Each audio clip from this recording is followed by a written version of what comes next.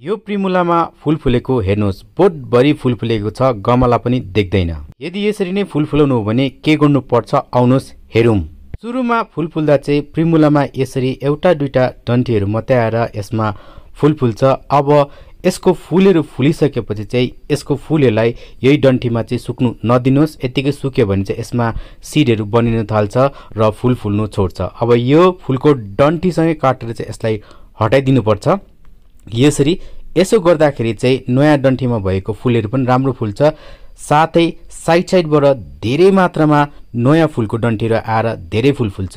First छिमलमा जति पनि फूलहरू फुलेर ओइलिन थाल्छ त्यो फुलेको फूलहरूलाई चाहिँ डन्ठीसँगै काटेर हटाउनु पर्छ। यसमा चाहिँ फर्स्टमै धेरै फूल फुलेको थियो र कतिवटा चाहिँ अझै पनि मुनिबाट चाहिँ आइरहेको छ फूलको कोपिलाहरू, र त्यो पनि राम्रो फुल्नु हो भने चाहिँ पुरानो सुकेको फूलहरूलाई चाहिँ हामीले यसरी काटेर हटाउनु पर्ने हुन्छ सबलाई। यसलाई चाहिँ हामी डेड एडिङ गरेको पनि भन्छौँ।